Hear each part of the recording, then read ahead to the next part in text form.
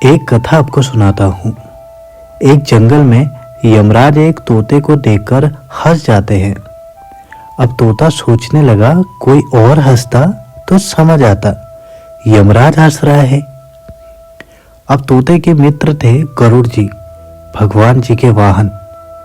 जब लोग संकट में होते हैं तो अपनी अपनी पहुंच लगाते हैं ना। तोते ने गरुड़ जी से बोला कि भैया आप कैसे भी करके मेरा एक काम करवा दो। यमराज जी मुझे देखकर हंस गए हैं। मुझे लग रहा है मेरे जीवन के दिन नहीं बचे। तुम कैसे भी भगवान से कहकर मेरे जीवन अवधि बढ़वा दो, क्योंकि मुझे पता है यमराज जी तभी हंसते हैं जब किसी का समय आ गया हो। गरुड़ जी बोले, भगवान से बाद में बात करूंगा, तुम पहले मेरे साथ चलो, बैठो मेरी पीठ में। गरुड़ जी तोते को पीठ में बिठा के 7 समुंदर पार एक गुफा में ले गए और कहा कि तुम यहाँ रहो, यहाँ कोई नहीं आएगा। 5-10 दिन यहीं बैठे रहना, सब ठीक हो जाएगा।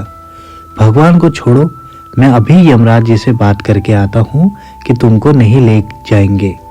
तोता बड़ा खुश हुआ, भैया मैं यहीं रह लूंगा 5-10 दिन। यमराज जी के पास गए गरुड़ जी। यमराज जी बोले, आइए आइए गरुड़ जी, कैसे आना हुआ? गरुड़ जी बोले, हम बस एक बात कहने आए हैं। हमारा एक मित्र है तोता, तुम उसको देखकर हंस गए थे, क्यों? कोई योजना बन रही है तो मत बनाना।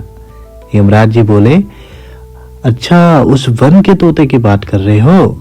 मैं तो इसलिए हंस गया कि देखो कैसे कर्म की विधि है।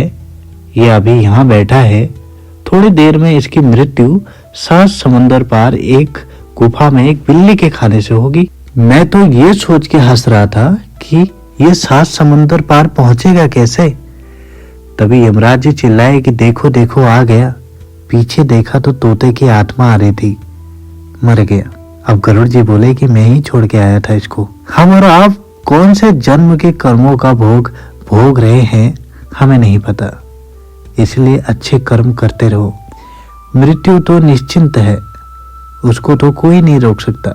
जो आया है वो जाएगा भी, और जो बचेगा इस दुनिया में वो सिर्फ हमारा कर्म है।